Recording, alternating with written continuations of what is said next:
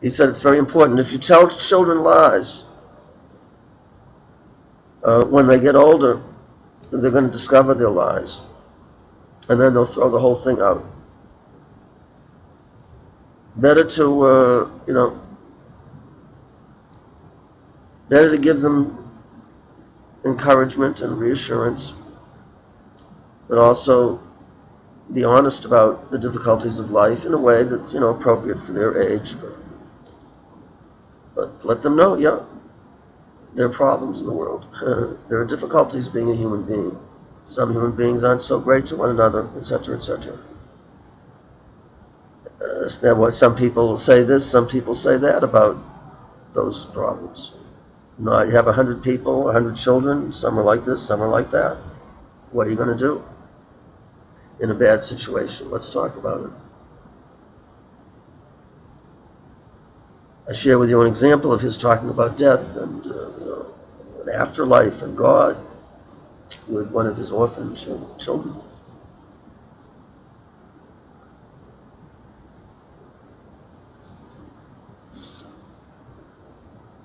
So the question we have to ask is it a good idea or bad idea, say, with these movies? One would have to say, what is Beauty and the Beast about, the Disney movie? What is The Little Mermaid about? What is Shrek about? It's not so clear. Too often, Disney movies, though I think they're getting a little better, I think they're being influenced by the general society, that more and more, we're not just ending stories, nicely, all wonderfully, because more and more we become aware in the 20th century, partly because of the Holocaust, to a large extent, and other experiences, that our life isn't like that.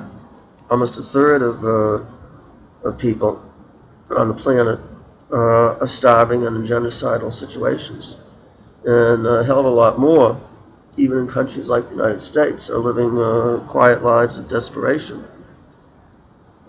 really struggling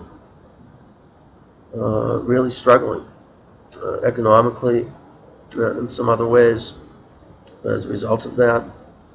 There are plenty of people economically are doing great, and they're struggling too in some similar and different ways. It's not a rose garden.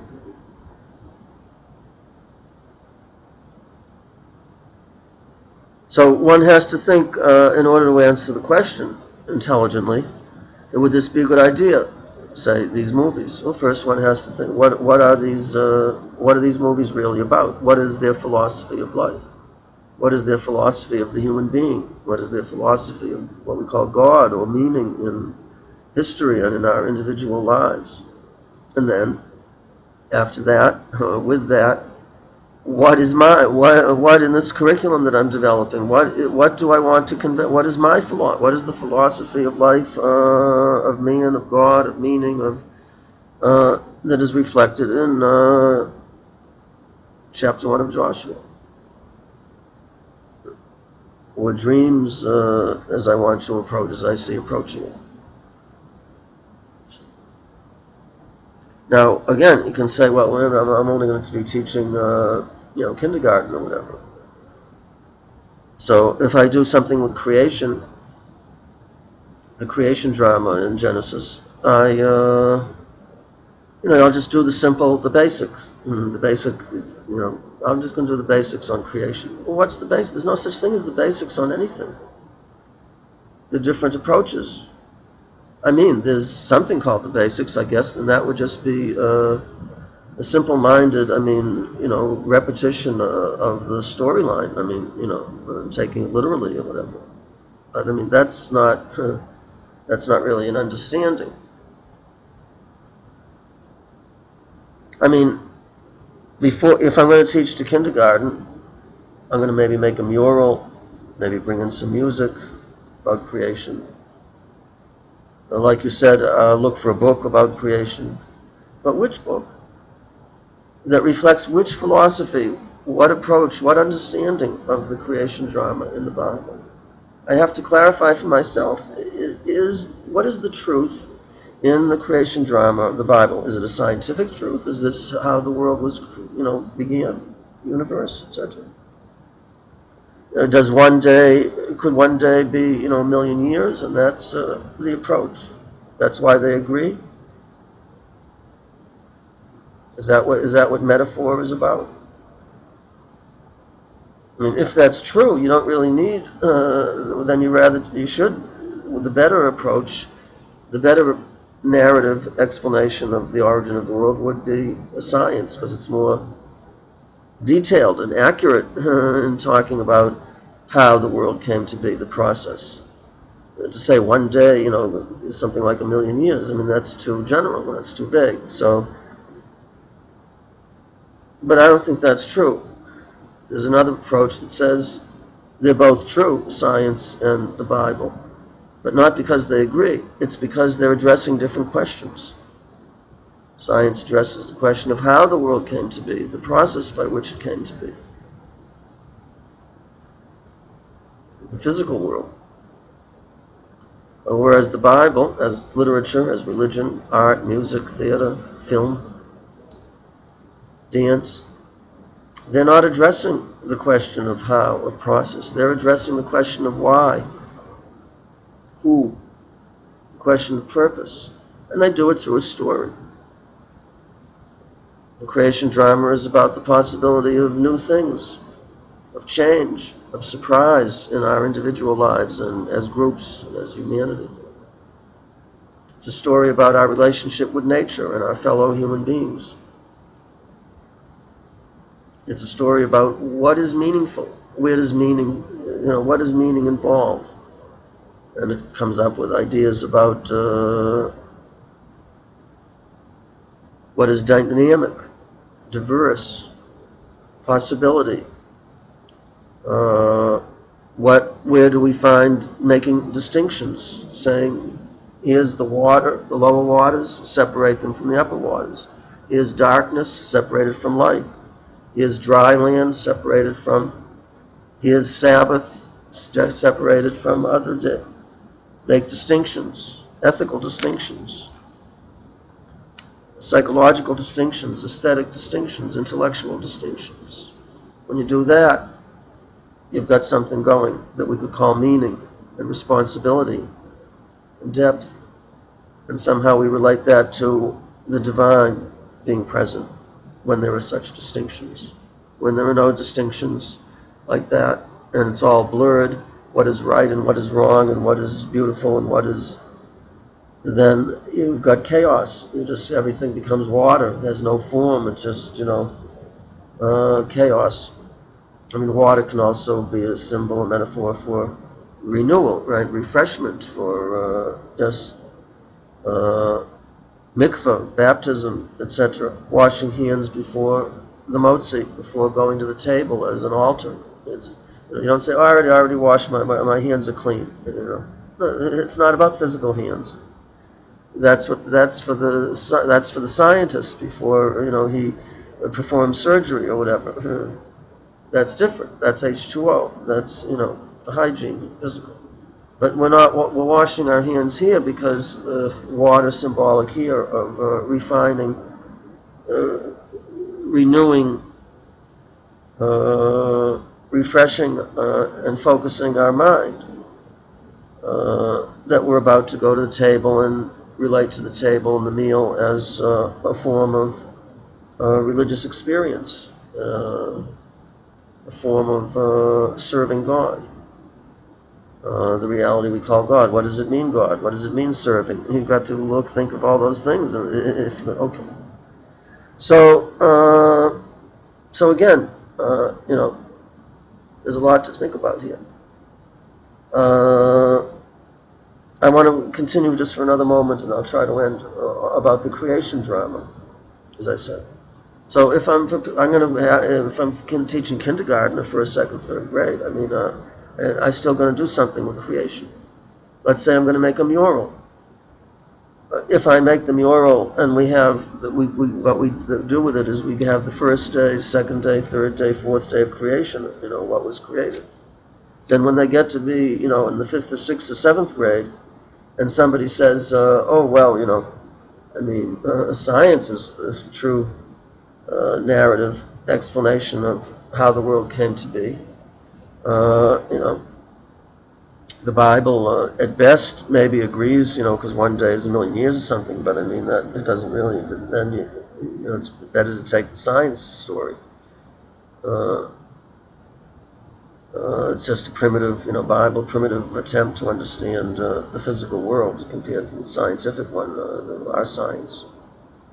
And our students now, in the 5th, 6th, 7th, 8th grade, and hears this, and then he or she might say, I vaguely remember, when I was in kindergarten, or when I was in 3rd, 4th grade, 5th grade, we that's what we emphasized also, so I guess, you might be right. But if instead what you make the mural of is like the Zohar describes, that all of existence is a huge upside-down tree. Upside down because it wants to emphasize the idea of roots are up here. The roots are God, and ultimately one root. And then the trunk is Adam, and what I call it, because of my values, Adam and Eve. Not the historical. I don't say, but I don't say to the student, the young children, not the historical. We just do it, and I call it. I say Adam and Eve, and then there's the branches and the leaves, and those are all everything that exists, people and trees, seagulls, even the ones that are polluted by Exxon. And other big oil companies, etc. And all kinds of people of different races and countries, and Jews and Palestinians and Christians and tall people and short people, and again, all kinds of animals. These are the branches and we bring in newspapers and magazines, and we cut out pictures and we put them on. I already drew, the tree or start to, and then we do it together, and on a big gigantic mural, and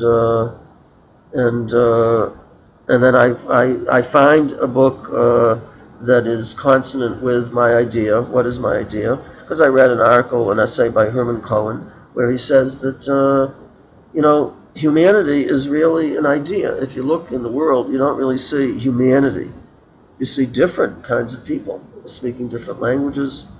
If they live, in an apartment across from yours with different smells of food, some different kinds of clothing, traditions, and etc.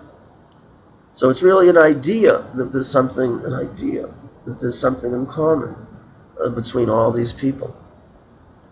And Herman Cohen says that the idea of humanity really comes from the idea, is very influenced by the idea of one God, one creator. Because that means everything comes from that same one. Everything has something, everyone and every creature we're all creatures. We have something in common. When it comes to human beings, we're all human beings. We're all one humanity. Okay, now what am I going to do? I'm not going to, no, so I had to first forget about the students. And I had to say, okay, I'm going to teach something on creation. What the hell is creation about? What is it about? What is some of the truth in it? So I have to do some reading. In some of my favorite books, I do a search engine on the web, call up Steve, what could I read, even after the course with him. And I think about it, for me, an adult. Then I say, okay, who are my students? So I don't go to my kindergarten or 3rd or 4th or 5th grade. I don't say, I read this article by Herman Cohen. He lived like around the time of your grandparents or great-grandparents. No, I don't mention Herman Cohen. And I don't mention the word humanity, because that is an abstraction. And I don't talk about science. That is the Bible story of creation scientifically true, or is it poetry, metaphor? I don't talk about any of that. But I had to go through that in order to decide what am I going to share with the students that would be responsible, that would be rich, that would be sharing something of some of the truths in the creation drama. I don't say any of those words. But I do in the mural, we're going to be doing it. And through songs that I'll choose and other, maybe I make a sound and light, a multimedia show or whatever. And maybe for the project that we choose to do that's related to it, it will have to do with that we're all have something in common. We all come from the same source. Call it God, call it Adam and Eve. It doesn't matter really, but every tradition has its story, its images by which we can express, this commonality.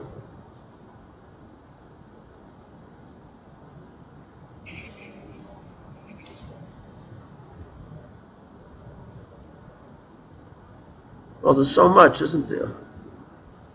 So much. Remember, Mordecai Kaplan. This is something that I shared with you in the timeline recently.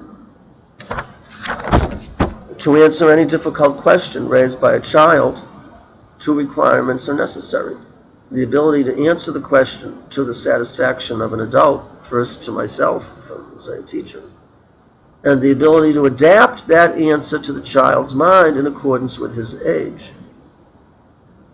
So it's both. But first, I have to be able to answer the question to the satisfaction of myself. Something with depth. The main difficulty in answering this question is that we have not yet arrived at an answer that is fully satisfactory, or even very satisfactorily, or pretty much satisfactorily, to the modern adult mind. So it's not going to help, in the beginning stages of curriculum development, to say, okay, what age group are you teaching? What are your favorite movies? First, where are you going? What is it? What is it all about? What truth is in there that could be seen as a truth? What's your ideas about it? Then, how can we translate that? Which movies could be expressive of that? Joe Milgram doesn't just say go and make arts and crafts or something. Notice she very carefully studies, has an approach to the text, a metaphoric approach, identifying something that has to do with all of us, the Garden of Eden or whatever. She doesn't approach it as history, as science, scientifically true, historically true. She approaches it as exploring aspects of being human. And then she studies. She shares that interpretation by studying those texts with her students, and then they do, through some artwork, through some art materials, they express how it relates to them, that comes out of that study.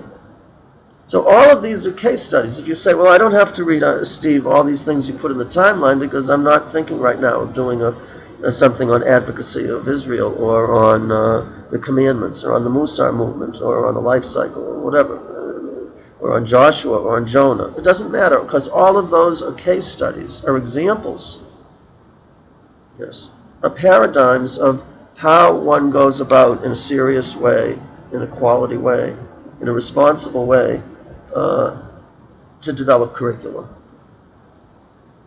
There are these steps. And the most important one, without that foundation of an interpretation, of philosophy, of depth, of richness, then, what do you really have to share with your students? At best, it will be something not boring, and that's good, as I said. It's very good. That's nothing to sneeze at, as I said, as the expression goes. But it's not. But it also is this other expression. It's nothing to write home about. It's really, that's not what we need in Jewish education. That'll help a little bit. But the real problem is that. Oh, that's interesting. Meaning that really, you've really touched upon, you're really engaged. Isn't that what the Passover Seder should be? It's about raising questions about what is the going out of Egypt. What is, not was it. Historians tell us that we don't have any evidence that we were slaves in Egypt, so it's not about that. It's a story that has truths about our own situation. Earlier in the course, Romy, you mentioned the idea again of coming from a country where there's oppression, etc. And this is Passover or whatever. Okay, this is certainly true. I mean, political oppression, political slavery, physical slavery. I mean, you're in big trouble. I mean, you can't do anything with a spirit, in conditions like that. But this isn't mainly, I mean, most of our students in terms of their lives, but even before we get to our students, I mean, this isn't mainly what the outgoing of Egypt is. There are other kinds of slavery. There are other kinds of Mitzrayim, Tsar, narrow places that we don't, that we're like this when we could be like this. It's happening in our course now, We're much too much merrily going along with the way we've been thinking about lesson planning, so-called, or whatever, until now. I'm trying to invite you, offer you the opportunity to try out, hypothetically, a very different approach. Very important to say here that Liz, a lot of your questions are in the direction that I'm talking about. When you say, okay, but what Jewish texts are your favorite texts and why? And it might speak to this. What about Tikkun Olam? If you're going to do a curriculum on dreams, I mean, you've got to look at, through a search engine on the web, what was Freud's ideas about dreams? What's Carl Jung's ideas about dreams? What are scientists' ideas about dreams today? I mean, where are they? They're coming from some chemical something in the body. I mean, could they be symbolizing issues in our lives? Or is it just random, stuff going on there when we're asleep? I mean, one has to look at that. Is all of that going to be shared directly or even indirectly with our students in a curriculum? No. But it all is going to be part of the, my coming to figure out, now I'm on to something. Sacredness of the land of Israel has to do with this. Yeah, that's something a little deeper. Dreams, wishes, But, I mean, we must, again, teach something that's real and that's honest, and not something that we have to undo later because the student discovers, that it's not true. And very many of them are going to figure it out already, even children, because they know the truth. Here's a music writer who, was able to come up with a song. I just have to tell you, God. Again, that's a radical song. It's saying that God doesn't intervene in the world, directly in any sense. In my dream, an angel came, a messenger from God, told me peace for all the children. But when I went out into the world, I looked for peace. I didn't find much. And when I went out to look for the angel, the messenger from God, and other messages, I didn't find much. But I just wanted you to know, God, that what I do have is the dream. I have a dream, said Martin Luther King. What I do have is, I guess God expects, or if doesn't God expect, then, we human beings are the ones that have to do something about it. We're the ones. It's all on us. It's our responsibility. God isn't going to act on our behalf in any direct sense. He's given us all the potentials to be able to discern what we should do. He's given us commandments. How has He given it to us? The mind comes to understand. You should not murder. There are beautiful rituals of Shabbat and Kashrut that can teach us different things. Kashrut can teach us making distinctions. This is right, this is not right. And in Judaism, that isn't always the case. In other words, it depends on the situation. In this situation, it's not right. In that situation, it is right.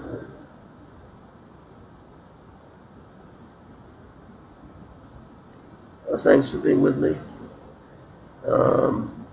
See what you can do with some of this.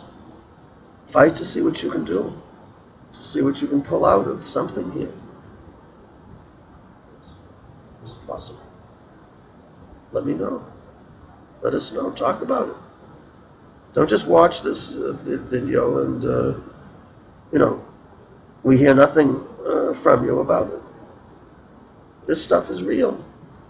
This stuff is going to the guts of the issues in Jewish education and the very issues that you've been raising the past couple of few weeks, and a little bit here and there earlier in the course. Don't be passive. You have to initiate. You have to struggle like hell to be active, even against something that isn't ready-made and what you already are familiar with. Abraham and Sarah were told, leave what you're already familiar with. Go to the land I will show you. Can't even tell you what it is because it's new. It's different.